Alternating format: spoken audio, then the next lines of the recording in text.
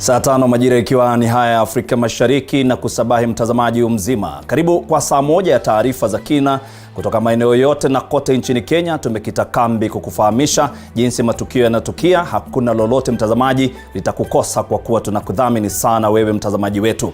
Hii ni stesheni inayokuwa kwa kasi ya risasi TV47. Tumejaa hapa studioni na kutangamana nawe kupitia pia mitandao yetu yote ya kijamii @TV47 Kenya na @Fred Muitiriri kwenye Twitter. Unatazama ukiwa wapi nieleze, lakini sasa nikupe tu yanayojiri. Mtazamaji, hii leo vikosi vya Kenya Kwanza vitakuwa kwenye kaunti za Meru na magharibi mwa nchi ambako watakuwa wakielekeza kampeni zao za uchaguzi wa Agosti 9.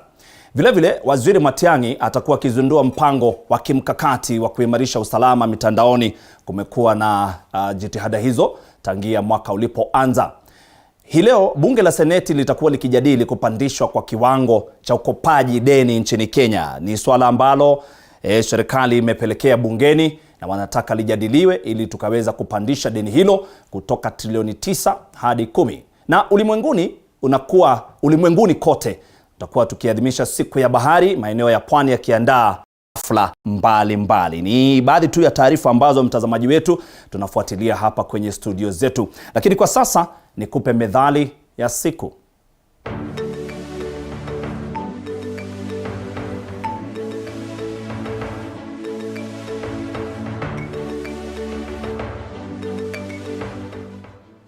Methali ya leo: lililokwisha limekwisha, halikubushwi. Maana yake, jambo lililopita hususan lililobaya halifai kukumbukwa. Methali hii hutumiwa kumshauri mtu anayeonekana kujikumbusha mambo mabaya yaliyopita. Methali maana sawa: lililopita hupishwa, au yaliyopita si ndwele, tugange yaliyopo na yajayo.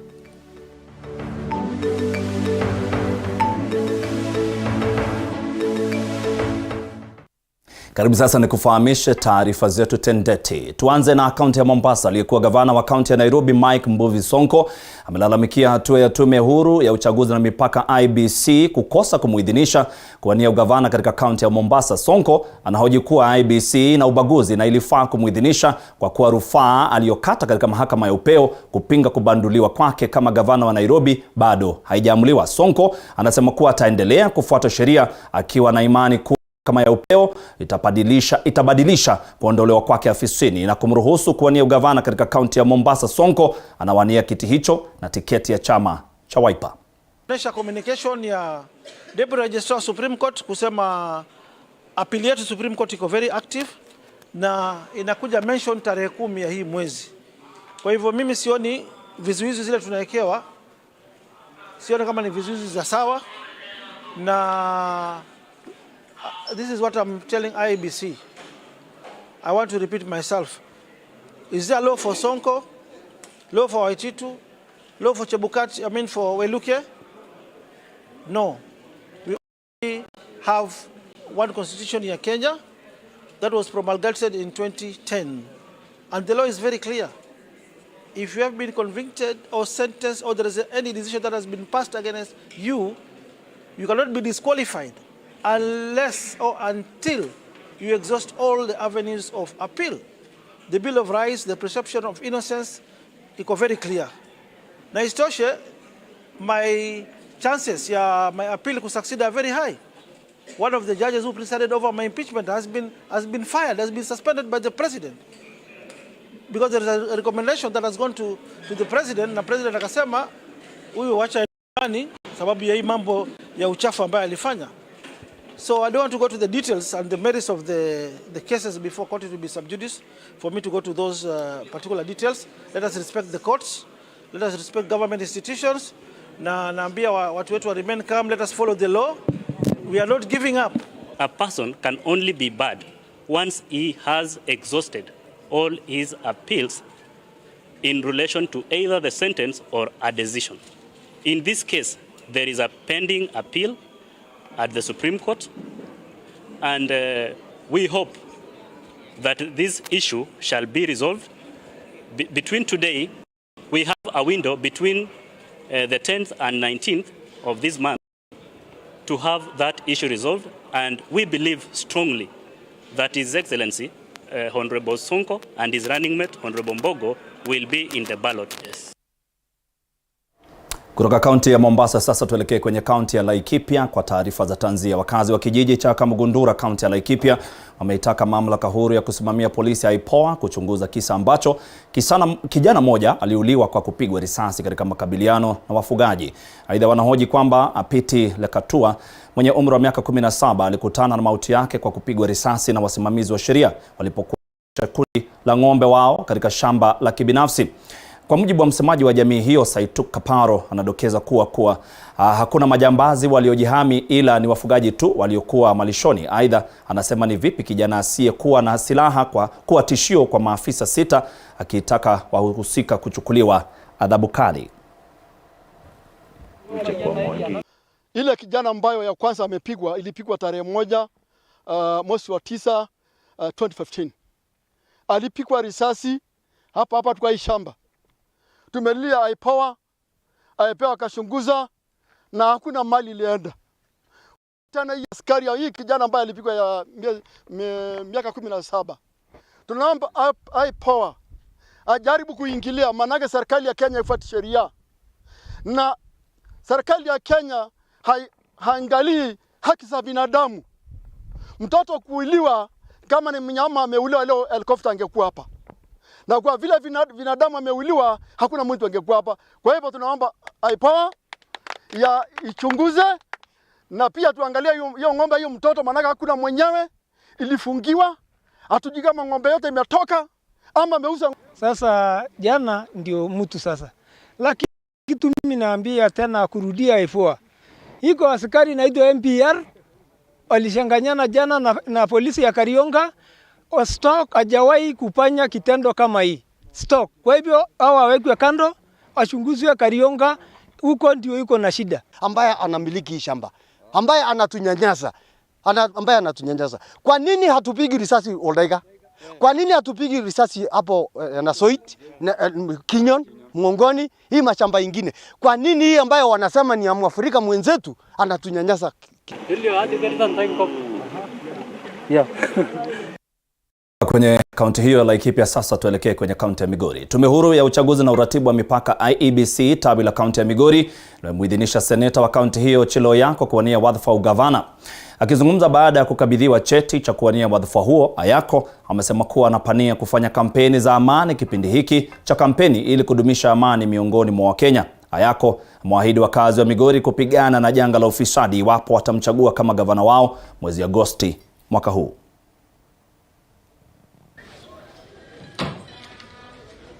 We know that this race in Migori County is ODM and Team Pindra to win.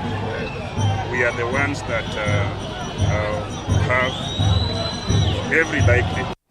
Tuelekee Kilifi. Wakazi zaidi ya 6,000 kutoka kijiji cha Gede Mitangani, kaunti ya Kilifi, watanufaika kutokana na ekari 100 za shamba ambazo zimesajiliwa kama shamba za jamii, wakiongozwa na idara ya ardhi katika kaunti hiyo. Wakazi hao waliokongamana pamoja kuchagua baraza litakaloshughulikia masuala ya shamba. Wakihutubia wakazi, mkurugenzi mkuu wa Daktari James Nguzo katika kitengo cha mashamba kaunti hiyo amesema kuwa shamba hilo la Gede Mitangani kuwa ni shamba la kwanza kusajiliwa kama shamba la jamii. Nguzo pia amewaelimisha wakazi jinsi ya kumiliki stakabadhi muhimu za ardhi kupitia maafisa wa ardhi kutoka maeneo hayo. Ambao watasimamia jamii hii. Ninasema leo tunachagua cabinet hapa. Nasema leo tunachagua serikali ya jamii hii ambayo itaongoza jamii hii kwa mambo ya ardhi hii na maendeleo ambayo yanaambatana na ardhi hii, kama bwana OCPD alivyozungumza, mambo ya investments, mambo ya uwekezaji, mambo kama hayo. Yote haya yatakuwa yakiongozwa na kamiti hii ambayo tunaichagua hapa, na watakuwa wanaongoza wakiongozwa na matakwa yenu. Nilipata uhuru miaka hii ndio ambayo imepita, lakini sisi watu wakazi wa Gede ni kama tumepata uhuru. Tumebaki masikota miaka hiyo yote. lakini kwa sasa tunaona serikali ya kaunti na serikali kuu ni kwamba imekumbuka kwamba sisi pia nasi tumeonekana kama binadamu, na nimefurahia ikiwa zile mpaka mwisho tutapata kupata title deed, cheti chetu cha ardhi. Kiongozi wa wachache kwenye bunge la Seneti James Orengo atamenyana na wapinzani watatu kuwania kiti cha ugavana kaunti ya Siaya. Hii ni baada ya tume huru na uchaguzi na mipaka nchini IEBC kuhitimisha mchakato wa idhinishaji wa waniaji hao hapo jana. Miongoni mwa wagombea watakaoshindana na Orengo ni Millicent Adhiambo Oduor wa UDA, ambaye baada ya mvutano mkubwa aliidhinishwa na IEBC jijini Nairobi kutafuta mgombea mwenza mwingine baada ya awali kutolewa katika kinyang'anyiro kwa kutojiuzulu kwa wakati. Millicent atapambana na Orengo wa ODM, aliyekuwa mbunge wa Rarieda Nicholas Gumbo, na William Ocheng Otieno ambaye ni mgombea huru.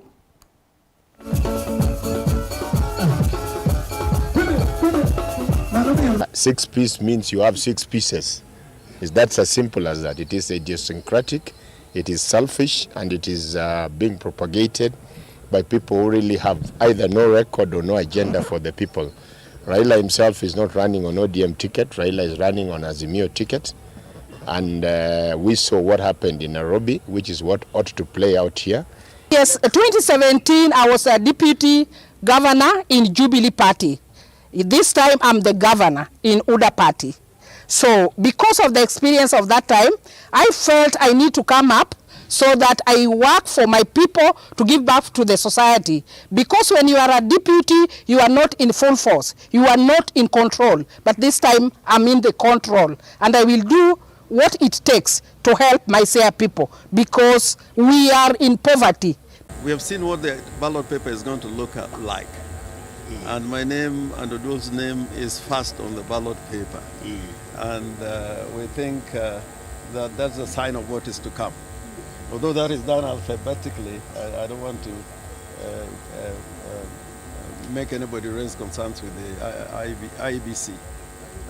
But by the grace of God, we are first on the ballot paper. I'm saying this because, you know, even when I first ran in Parliament for Ugenya constituency, kwenye kaunti ya Kilifi, mwaniaji mmoja wa ugavana kutoka kaunti ya Kilifi amekosa kuidhinishwa na tume huru ya uchaguzi na mipaka IEBC kwa kukosa stakabadhi sahihi za kumwezesha kuwania kiti hicho. Noti Kombe, aliyekuwa mbunge wa Magarini, alifungiwa nje baada ya wagombea 6 kupitishwa kuwania nafasi ya kumrithi gavana Amason Kingi ambaye anamaliza muhula wake wa pili na wa mwisho. Msimamizi wa uchaguzi katika kaunti ya Kilifi Hussein Gure amesema kuwa kufikia sasa wamewaondoa watahiniwa 16 wakiwemo wanawake 8 kuwania viti vya ugavana, useneta na mwakilishi wa wanawake. The last 10 days we have been conducting a aspirant registration exercise or candidate registration exercise across the country. And as far as Kilifi County is concerned, we have cleared a total of 16 people for the county seats, the 3 county seats of governor, senator, and a county woman member of National Assembly. Bwana returning officer amenambia ikiwa ule ulalamishi wangu unaweza kumfikia mapema, wataniruhusu niandikishwe hata wakati ukiwa umeisha. Kwa hivyo mimi naambia wale supporters wangu wasivunjike moyo, manake simu nimepata nyingi sana. Je, nimepitishwa. Ninajua, lakini msiwe na wasiwasi. Kombe anasimama na atakuwa kwa debe. Kombe anasema amepata simu nyingi kweli kweli. Wanasiasa na siasa. Wanawake wawili kutoka jamii ya walio wachache ya Kuria wameidhinishwa na tume ya mipaka IEBC kuwania kiti cha ugavana katika kaunti ya Migori. Rebecca Maroa na Jen Moroge wanawania kiti hicho kupitia chama cha UDA na UPA mtawalia. Viongozi hao kwa pamoja wamesema kuwa ni wakati mwafaka wanawake kuwekeza nafasi yao katika serikali ijayo. It has been a journey, but at least today I've been given the authority after having been issued with a certificate to go for this election. I want to believe that Migorians are going to be in safe hands. I have about 6 points in my manifesto that I'll make sure that Migorians get to enjoy. happy day for me because I have just been cleared by the IEBC together with my running mate, Honorable John Zata.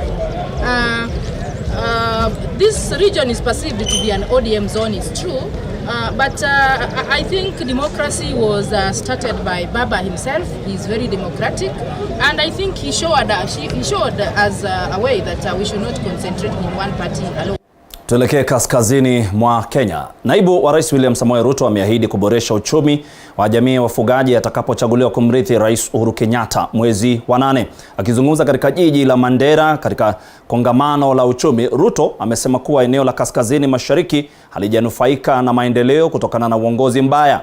Na hivyo basi ameahidi kutenga viwanda vya nyama ili kuleta ajira, huku akionya kuwa hatawapata nafasi wanasiasa wanaonuia kurudisha nyuma maendeleo ya taifa na kuwatalinda kura zake katika uchaguzi mkuu wa Agosti 9. Hawafai kuwa na pesa. Ukawa na madharau, ati unaita biashara ya watu wengine, sijui ya mkokoteni, sijui ya bodaboda, ati ni takataka. Saa hizi kiburi imepanda mpaka unaita watu wa mtumba ati wanafanya biashara na mali ya maiti. Mimi nataka niwaambie wale wafanyabiashara wa mtumba karibu milioni 2 katika taifa letu la Kenya ya kwamba hakuna vile biashara yao itapotea. Mimi nataka niwaeleze hiyo biashara yao kupitia kwa ile bottom up economic model. Hiyo biashara yao ndio itakuja iwe biashara ya cottage industry. Ndio itakuja iwe biashara ya textile. Ndio itakuja iwe biashara ya manufacturing. Iendelee iwe biashara ya industry. Washone mpaka wakue katika ile kiwango ya wale ambao wanajulikana kimataifa. Hii maneno ya kuua watoto yetu kiholela kwa kuweka maneno ya upuzi ya ugaidi. It is the function of the national government to protect its citizens and their property. Wa Somali, they are not second class citizen. Sasa turejee hapa kwenye kaunti ya Kiambu, kaunti jirani na Nairobi. Mwaniaji wa seneta na tiketi ya chama cha UDA katika kaunti ya Kiambu, Karungo Wathang'wa, amelalamikia hatua ya tume huru na uchaguzi IEBC kukosa kumuidhinisha kuwania wadhifa huo hata baada ya mahakama kumpatia idhini ya kuwasilisha stakabadhi zake kwenye tume hiyo. Tume ya IEBC imesisitiza kuwa wawaniaji wote ambao wamebanduliwa afisini watapewa nafasi ya kuwania nyadhifa zozote mwezi wa 8. Why do we have people seated somewhere saying you cannot clear somebody for a purported impeachment that never happened? I'm even worried. Are they confusing me with one of the governors who are impeached? Because you cannot even impeach a CEC from an office. That word impeachment is not even anywhere in the County Government Act. But they are just playing politics. They can clear convicts. They can clear people who are even in court for murder. They can clear people who have even jailed for 64 years. But they cannot even face me into my eye or my eyes and tell me that we are not going to clear you because of this and that. They are not giving any reason. Kutoka Kiambu sasa turejee hapa kwenye kaunti ya Nairobi. Serikali kwa ushirikiano na kampuni ya teknolojia ya Codris imezindua programu ya mafunzo ya kidijitali inayolenga takriban Wakenya milioni 20. Mpango huo ambao umeidhinishwa na taasisi ya kubuni mtaala nchini KICD unalenga kutoa mafunzo kwa wanafunzi katika shule za msingi na upili. Akizungumza wakati wa uzinduzi huo, mpelelezi wa mashtaka ya jinai George Kinoti amepongeza hatua ya uzinduzi huo ya kidijitali akitaja kuwa utasaidia katika kupambana na uhalifu ambao unaendeshwa kwa njia ya kiteknolojia. Hafla hiyo ya uzinduzi inaendelea kwa sasa. Tuvuke moja kwa moja tumsikize waziri wa mawasiliano na teknolojia Joseph Musheru. Let me say the one way I believe we can look at this is right now in the interior, the police service, we are leasing cars. Instead of the government putting all this money into cars, it's just paying for servicing and financing is provided, and you're able to then have the best car service all the time. I believe that's the same model that we should be able to put together. Whether through the leadership of the banking sector. I think Equity is talking about it, Stanbic is talking about it, and the rest. If we can be able, government can be able to afford to pay on an annual basis, either quarterly or whichever method you want, for leasing devices so that they are available in all the schools, as opposed to buying them, and then after 3 years we're looking at how do we, first of all, the end of life, sell them, to buy new ones. That process, let me tell you, if you're going to do procurement in government, it's not something that happens easily. But if it's something where you have leased, it just becomes an expenditure every year, and it's not development. It's just money that is spent and budgeted for. Then we'll be able to move forward very quickly. So I think I would encourage and charge the ICT authority to see how you can work together with the banking sector to create that kind of model. And maybe, Chairman, Quarters Africa, the way you have been able to grow this, why don't you set up together and come up with a plan? And we as government can look at how that can be deployed so that we make sure that all our children have access to the devices. There are many areas that will then benefit if everyone has access to technology, the skills and devices. As we speak, we've been doing a lot of training, whether it is in the schools with the digital literacy program, the Ajira digital program as well, where we've trained over 500,000 young people, online as well as physical. Now we have 1.9 million people working online. That number will grow, and we hope that number will be more than 10 million in the next 2 years. Because if those 1.9 million just train 10, then we'll be almost 20 million. So a big number can happen actually very quickly. So we would want to see that that training continues. We have the Presidential Digital Talent Program, where we've trained over 2,100 young people through the ICT Authority, who again come, they're graduates from the university, they come and are able to work within government and in private sector, and then they can go out and really make a difference for this country in terms of the development. So I believe... Asante sana. Ni warsha ambayo inaendelea kwa sasa hapa jijini Nairobi. Huyo ni Waziri wa Teknolojia Joe Mucheru. Turejee kwenye taarifa zetu. Kundi la wanawake wa dini ya Kikristo la NCCK kutoka kaunti ya Kisumu sasa limetaka taifa likiongozwa na viongozi wa kisiasa kufanya kampeni za amani kipindi hiki cha uchaguzi. Akiongozwa na Askofu Beatrice Solom mjini Kisumu katika hafla iliyoandaliwa na kundi hilo, wanawake hao wametoa wito kwa akina mama kote nchini kuwa mabalozi wa amani kuanzia majumbani mwao. Fauka na hayo, wanawake hao wamewataka wanasiasa kufanya kampeni kwa nidhamu na kudumisha amani, amani la taifa hili iliyopo tangu wakati wa handisheki isitibuke.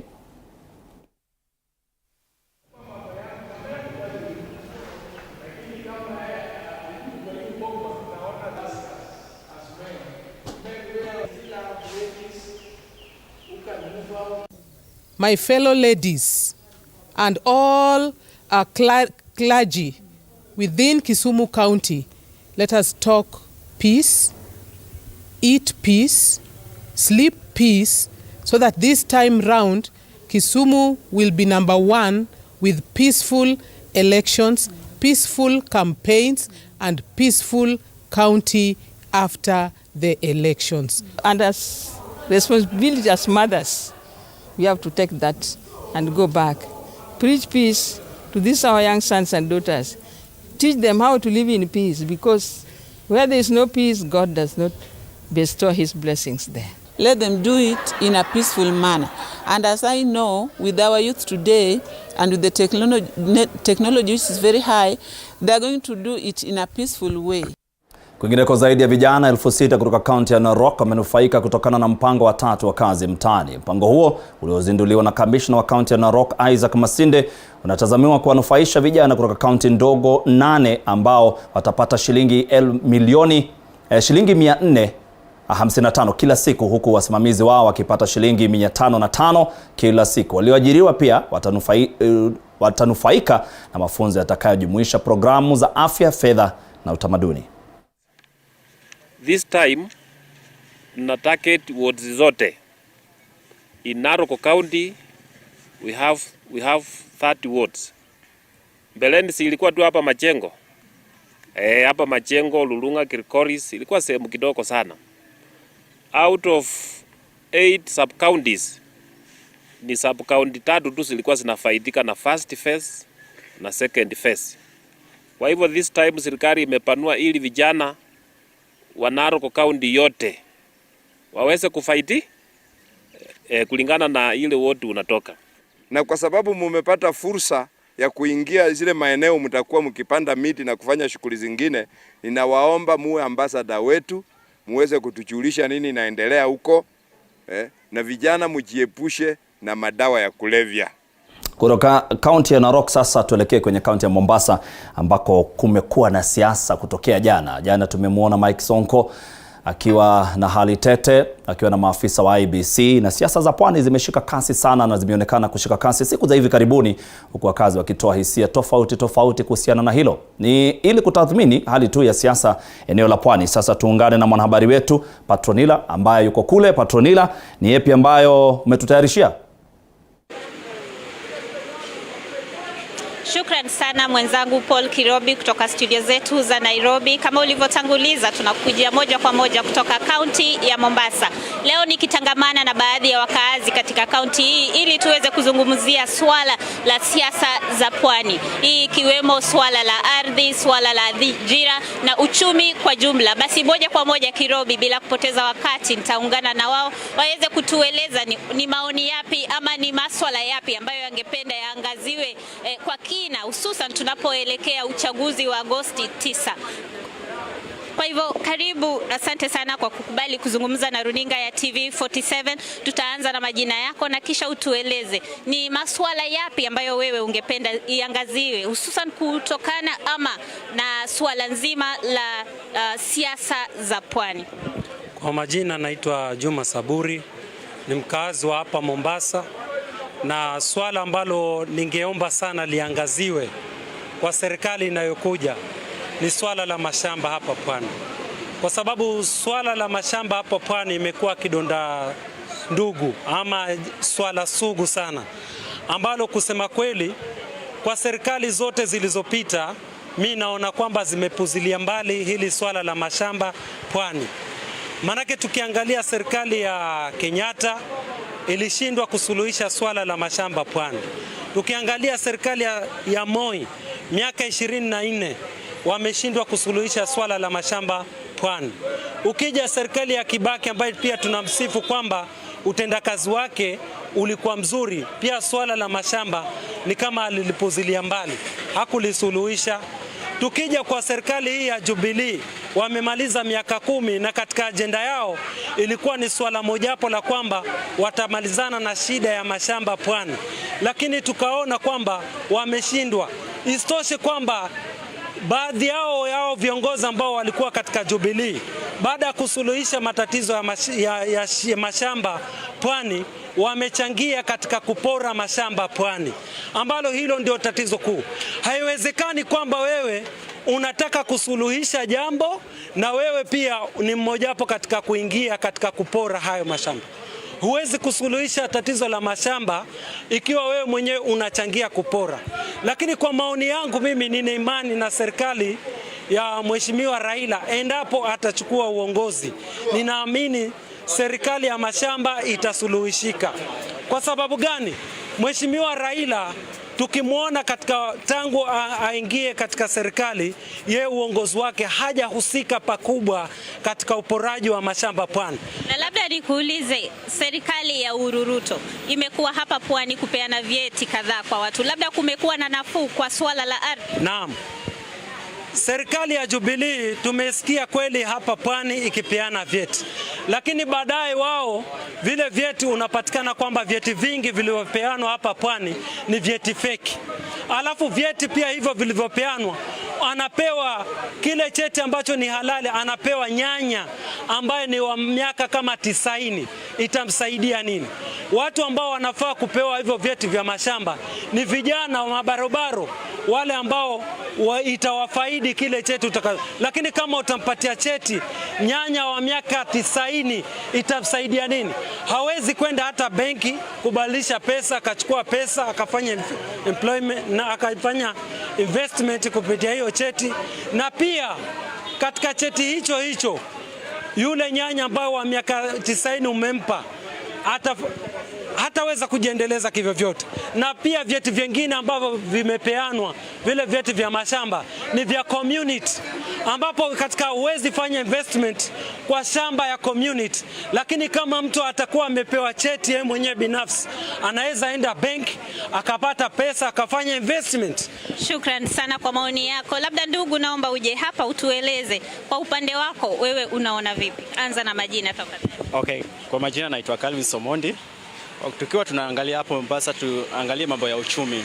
Kila mtu anaishi below a sterling pound. Ukipata watu 10, utapata 7 out of 10 hawana kazi. 3 wako na kazi. Mbona inakufaa hivyo? Yafaa government kuja na structure ya kujenga hizi factories, manufacturers na mambo ya kilimo, ili kila mtu afanye nini? Apate uwezo wa kupata pesa. Tukiwa tunaangalia mambo ya port iko hapa Mombasa, ndio. Port ni tegemeo ya watu wa Mombasa. Na tuangalie saizi, kazi imerudi chini port, na watu wengi pia wamepoteza kazi juu port iko Naivasha. Mambo ya clearance imeenda Naivasha. Wenye walikuwa wanafanya kazi hapo port, mambo ya clearance imefanya nini? Hawana kazi. Wenye walikuwa wanafanya kazi ya mkono pale port, ya mambo ya clearance hawana kazi. Yafaa government kuja na structure, port imeenda Naivasha. Nini yafaa wafanyie watu wa pwani ili wafanye nini? Wapate faida. Tukiangalia mambo ya transport, watu wengi pia wamepoteza kazi juu ya port pale. Tunaona mambo ya SGR imejengwa pale. SGR inabeba mzigo kutoka hapa Mombasa hadi Naivasha. Tukiangalia hivyo, wale wenye wanaendesha lori watafanya nini? Wamepoteza kazi. Wengi wako kwa mtaa, wengi hawawezi lipa rent, wengi hawawezi lisha watoto wao, wengi hawawezi lipa NHIF. Na government, tunaona government ya saizi walipi watu NHIF. Na NHIF ukienda nayo hospitalini ya private utaambiwa hapana, hapa mambo ya NHIF haiwezi fanya kazi. Ama ukienda private utaambiwa NHIF tunakupatia nayo kitanda. Na matibabu utafanya nini? Hakuna venye utafanya. Itakubidi fanya nini? Ukufe. Huwezi, kama una pesa huwezi tibiwa. Kama una pesa huwezi jisaidia. Tukiwa tunaangalia mambo ya Lamu, port ya Lamu itasaidia watu wa Lamu. Lamu watasaidika pale. Mbona nasema hivyo? Watu wengi watapata kazi pale. Juu vitu zitapelekwa pale Lamu, zikiwa zinaikuwa imported and exported. Watu watapata kazi. Hiyo ndio naona gani itakuwa nzuri kwangu. Shukran sana. Kwa haraka tutueleze majina yako na maoni yako. Kwa majina, mimi naitwa Martin Hamisi, kazi wa majengo hapa. Na kulingana na uchumi wa pwani ama wa nchi nzima, manake si eti uwe mpwani ni kabila, hapana. Mpwani ni yule ambaye yuko hapa anayetafuta hapa Mombasa. Na nikiangalia hivi mambo na transport ndio ambayo ilikuwa imeajiri watu wengi ndani ya hii coast region. Kwa sasa hivi mizigo yote Nairobi, Naivasha, hakuna mwenye ana uwezo na tumetegemea usafiri. Serikali ya Uhuru Kenyatta imebeba mali yote, imepeleka huko. Na sisi wenyewe hapa hatuna lolote, hata mtu ukimuuliza peni la chai hivi sasa amekwama, kwa sababu tulikuwa tumetarajia pwani port ndio inatusaidia. Hakuna jembe lingine, jembe ni port peke yake. Shukran sana. Kwa haraka tutueleze majina yako na maoni yako kuhusiana na uongozi ama siasa za Mombasa na pwani kwa jumla. Okay, kwa majina naitwa Fadhili Ramadhan, mkazi wa Mombasa, na nitaongelea kuhusu uadilifu na hasa katika uongozi wetu huu wa nchi yetu wa Kenya, kwamba tungependa sana kama wananchi wa Kenya tuone uadilifu kwa kila sekta imefanyika. Na uadilifu unaanza na upande wa viongozi ambao kwamba wamepatiwa ile mamlaka kama IBC na wengine kuzungumzia mambo ya kama kuweka sawa uadilifu, kwa sababu Wakenya wanaamulika, kama Wakenya wanawaangalia kwa macho ambayo kwamba watakuwa wanakwenda sawa. Tukiangalia mtu kama upande wa rais, kwa fupi tukisema upande wa rais, tungependa Wakenya tusifanywe tena mambo ya ugushi ama nini, tuweke uadilifu, kwa sababu tumeona shida ya Kenya hasa ni corruption. Corruption imechangia hata uadilifu isikuweko, kwa sababu bila corruption ikiwa itakuwa hakuna uadilifu na itakuwa iko sawa. Tukiangalia upande sasa makoti vile imefanyika kama hivi majuzi, tunaona mandugu zetu tumetajiwa watu kwamba wamepatikana kashfa. Na hiyo kashfa tukaona ni sawa, madamu wamepatikana ni kweli, kama ndio hiyo watu wamepatikana kashfa waondolewe wote kwa pamoja. Lakini tumeangalia uadilifu hajatendeka pale. Tumeona pia wengine wamefanywa kufavor na sijui kama ni chama cha IBC ama nini, lakini wameruhusiwa kuwa pale ndani na wengine wametengwa. Sasa uadilifu tumeona hapo hakuna. Ikiwa watu wamefanya makosa hiyo ni makosa. Isiwe makosa hii ni kubwa na makosa ndogo, makosa hiyo ni makosa. Na makosa ya Kenya tumeona uwizi ndio imekwenda juu zaidi na imeletwa na sababishwa na corruption. Sasa koti vile imefanya kwanza kwa hao magovernors na wale walikuwa wamepeleka vyeti vyao jana, tumeona hakuna uadilifu umefanyika pale. Kuna watu ambao kwamba kama hawatakikani na watu fulani imekuwa watakaa kando, wale wanatakikana watawekwa ndani, watawekwa katika serikali. Na je, hiyo ama tuseme imeifanya vipi kaunti ya Mombasa? Unakuhusiana na kaunti ya Mombasa masuala ya uadilifu? Na kuhusiana na masuala ya kaunti ya Mombasa, tumeona wakazi wa Mombasa wamekuwa wamelalama sana kuhusiana na mambo ya usawa. Usawa hakuna Mombasa, na imetokea kwa sababu ya viongozi tu. Viongozi ambao kwamba wanafeva wengine na wengine wanawekwa kando. Na uchumi imezorota kupitia hiyo uadilifu ambao kwamba hakuna. Ingekuwa uadilifu uko kwa wakazi wa Mombasa wote, hakuna mtu angesema fulani yafaa au fulani yafai. Ingekuwa watu wote ingekuwa katika njia moja. Kwa hivyo mimi ningesema naomba serikali kuu iangalie masuala haya sana. Ikiwa kama inataka kupiga msasa, ipige msasa watu wote waliokuwa na nini na kashfa. Si wengine wapendelewe, wengine wanaweka huko. Asante.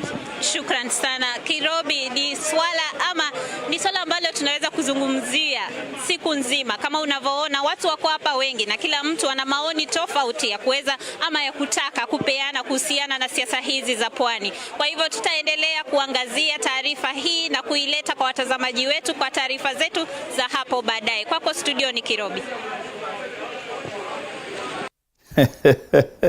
Patronila, unajua mtazamaji, baraza la siasa liko kwenye maeneo ya pwani kule ambako wamekuwa na Patronila. Na Kirobi wako na yeye kwenye maeneo hayo ya pwani, kwa hivyo najua anasikia sauti, anamkumbuka tu Paul Kirobi sababu wamekuwa pamoja kule kwenye kaunti ya Kwale ambako tutakuwa tukikwenda moja kwa moja kutoka tu hii breki ya dakika kadhaa. Kwa hivyo mtazamaji, usikwende mbali.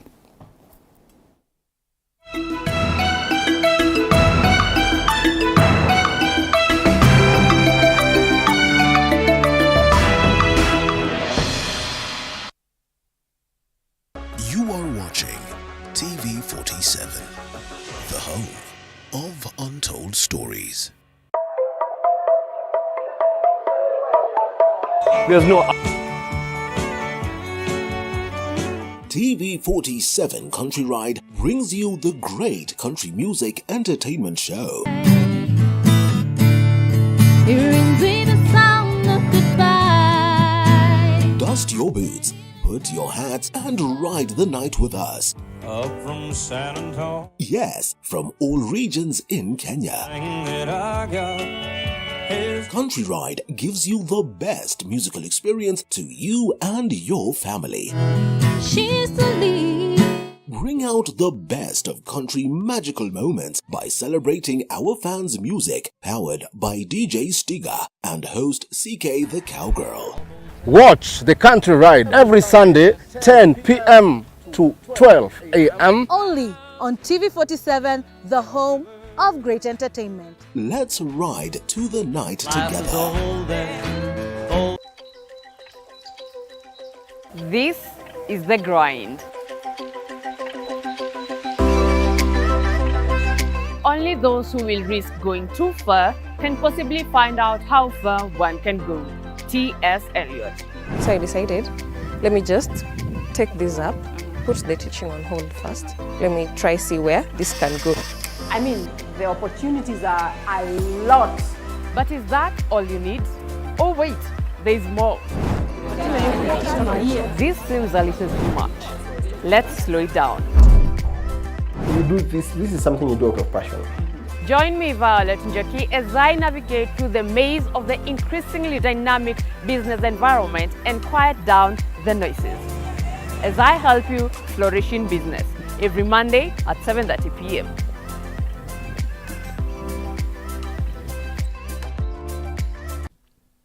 Wakey wakey, time for na fun. kuwajukumika ndipo mbunge wa eneo hili Faisal Bada, kama wanavyowaita Waswahili Faisal Bader, anakotoka, ambaye alikuwa ni mwanachama sugu wa kiongozi wa UDA naibu wa rais William Ruto, ambapo alishinda kura mingi zaidi, alijizorea kura takriban 15,000 katika uchaguzi mdogo uliofanyika eneo bunge la Msambweni, ambapo kwa sasa